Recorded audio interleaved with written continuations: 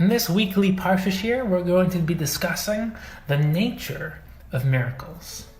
Imagine you meet someone and immediately notice something peculiar. He's incessantly clapping his hands, and the next day you realize that once again, he's constantly clapping his hands. And as this pattern continues for several weeks, you realize that he must have some kind of biological disorder, forcing him to act this way. You begin to get used to this strange behavior, you accept the boy's nature. Except one day, as per usual, you see him clapping his hands, when suddenly, the unexplainable happens. The boy stops clapping his hands, looks right, then looks left, smiles to himself, he waves at you, and then he goes back to clapping his hands again. Your first response is absolute shock, but a moment later you begin to realize the fascinating truth that this boy doesn't have a disorder. He isn't being forced to clap his hands. Rather, every moment he chooses to clap his hands. And you just witnessed a brief moment where he chose not to clap his hands. The clapping has always been fully in his control. And this connects to a very profound idea developed in this week's Parsha. You see, we are complicated beings living in an even more complex world. And many people become overwhelmed by the intricacies of life. And they'd rather live within the confines of simplicity than attempt to navigate the weaving path towards the truth. Yet, those driven by imagination, curiosity, and a higher will, they venture to embrace the complexities of this world, seeing the truth behind the nuance, sophistication, and beauty of the Torah in our universe. You see, those striving for the truth constantly question the nature of the world we live in.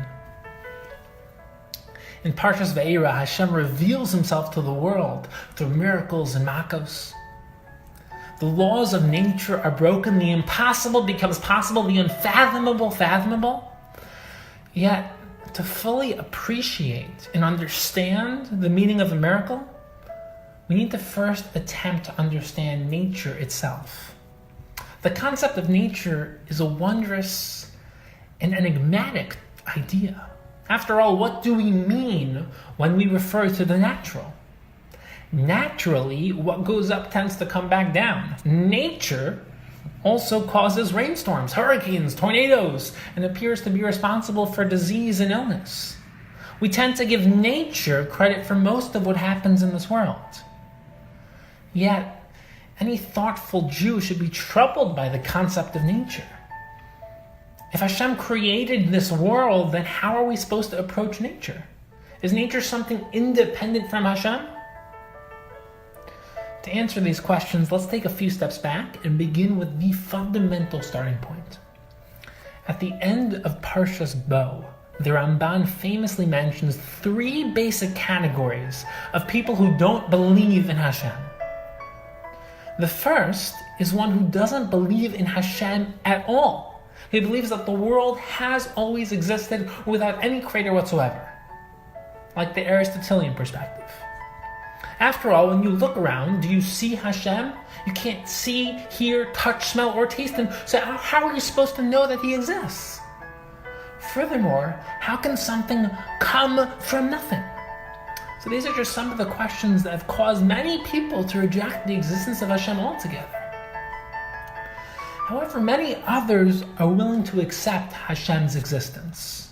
After all, the world is so sophisticated and beautiful, there must have been a creator. Just spend a few days studying human biology, and you'll marvel in the wonder and brilliance of a single human being. The second category of people, they might agree that Hashem created the world, but they think that after he did so, he left. So as a result, Hashem is completely unaware of anything happening in this world. He's not involved at all. So this is usually referred to as the watchmaker theory. Because once a watchmaker creates a watch, it runs completely on its own. So once Hashem created this world, it runs on its own and he doesn't need to be here anymore. So there are a few reasons why people might feel abandoned, feel like Hashem has left this world. First of all, like the previous group, we don't see Hashem in a revealed manner anymore. Hashem isn't doing miracles in the world we live in. There isn't nevuah and prophecy. We don't really see Hashem. So it's only logical that if Hashem is an all-powerful being and a perfect being, beyond the fact that we don't see him anymore, we might say that if you're so perfect, then you're too important to deal with the finite and limited world we live in. So that might be the reason why we don't see him anymore. He's too transcendent for this world. Furthermore, when you look around the world, you see so much pain, suffering, bloodshed, sickness. Even worse, these terrible things are often happening to tzaddikim, while so many Rishayim, evil people, seem to live such pleasant and peaceful lives. So if Hashem was really involved in this world, why would he allow this to happen? But others mistakenly think that Hashem is like you or me, is like a human being. And when a human being starts a project, you get really excited, but then eventually you get tired of it. And when you get tired of it, you move on to something else. So they claim that Hashem must have created this world and got tired of it and just moved on to some other project. So that's why the world's falling apart. So these are a few of the reasons that the second group feel that Hashem has just left this world to the random and coincidental occurrences of nature. The third group, they claim that not only did Hashem create the world, not only is he involved in this world, but they have a different claim against him. They say that Hashem is unable to intervene with nature. That he knows what's happening, but he remains passive because he's not all-powerful. So they question Hashem as an all-powerful being. The Ramban continues to explain that Yetzias Mitzrayim negated all three of these groups by performing the 10 Makos, the 10 plagues, and Kriyas Yamsuf, splitting the sea, and redeeming Klal Yisrael. Hashem shattered each mistaken paradigm all at once. First of all, Hashem revealed that he exists. He revealed that he knows what's going on in this world, and that he's capable of intervening, but he also revealed that he's all-powerful. He uprooted the laws of nature. Through the miraculous events of Yetzias Mitzrayim, Hashem showed his control over and ability to uproot the laws of nature. But this leaves us with the question, what is nature? Because if you take a moment to introspect, you'll find that almost everything in this world involves a cause and effect relationship. The world seems to abide by certain rules, with very few exceptions. But why does the sun rise every morning? Why do seeds grow when you plant them, give them water, and provide sunshine? Why does time always move forward? How does a complex human body maintain homeostasis? How does such an intricate planet maintain homeostasis?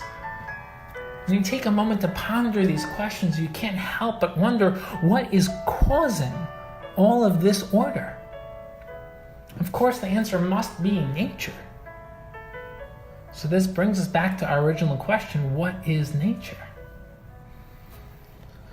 Velio Dessler explains in Michtav Velio that even those who believe in Hashem have different ways of understanding nature.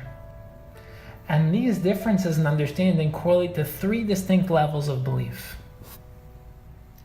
The first level pertains to those who completely believe in Hashem's existence, but also believe in a concept called nature. So Hashem may have created nature, but it's a self-governing, independent entity that maintains our world. Hashem is transcendent, he's beyond this world, and nature is immanent. It's a mechanism that governs our world. So typically, such a person believes that if he abides by the rules of cause and effect and works hard, he will be successful in life. Of course, he still realizes that Hashem is the ultimate power and can intervene with nature at any point in time. But nature is really running the show, and Hashem sometimes intervenes. So he'll basically daven to Hashem with tremendous kavanah, please don't interfere and mess up my plans. Let things run their natural course. Rav Dessler places this person as the lowest of the three levels. The second level includes the person who thinks that Hashem actually causes everything in this world to occur. Kind of like a person writing with a pen. Hashem has complete control over nature and uses it like a tool. This results in a much greater appreciation of Hashem's presence in the world, as everything that happens in your life is now coming from Hashem. Accordingly, the experiences in your life will now be filled with spiritual relevance, and hashgacha will take a forefront position in your vernacular.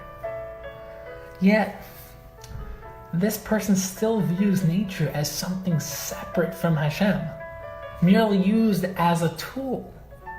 So you have to ask, why does Hashem need a tool? You only need tools when you can't accomplish the task yourself. You only need a pen because your finger itself can't write. So is Hashem limited in that he needed to create a tool called nature?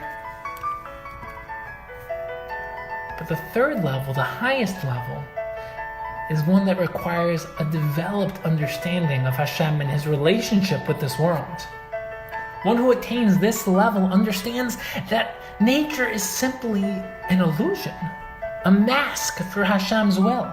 In fact, nature does not exist as an independent entity at all. What we call nature is actually the actualization of Hashem's will. Hashem is complete oneness, and therefore nature isn't separate from Hashem at all. Rather, nature is just a term we use to identify the events of cause and effect which we witness every day. Just like thoughts originate in your mind and come into fruition through action, Hashem constantly wills everything into existence, and everything in this world manifests as a result. When you think to raise your arm, you want it, and your arm gets raised. When Hashem wills something into existence, that's what manifests in the physical world. So this world is really a reflection of a much higher reality.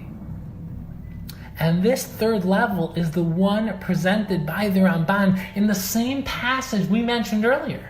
He explains that the open miracles which occurred during Yetzias Mitzrayim revealed to the world that nature itself is really a hidden miracle. In other words, there is no fundamental difference between the amazing miracles and wonders Hashem performed then, whereby he uprooted all the laws of nature, and the extraordinary wonders Hashem performs every single day. There's no template or natural system called nature. Rather, Hashem wills the same wonders into existence every second and makes it appear as if there's an independent system in place. We call these constant miracles nature. But in essence, the only difference between open miracles and nature is the frequency. The miracles of Yetzias Mitzrayim only occurred once in history, while the miracles of nature occur every second. So just like the boy from our opening story, whose momentary transition revealed that what appeared to be his nature was actually his constant will, the same is true about nature itself. There is nothing natural about your life or your existence. The very fact that you exist is a miracle. Everything that happens in your life is a miracle. The breath you take is a miracle. The fact that you can think, that you can live, that you can grow, that you can learn is a miracle. So let's be inspired to see past the mask of nature, to find Hashem in every aspect of our lives, and to recognize the miraculous within the natural.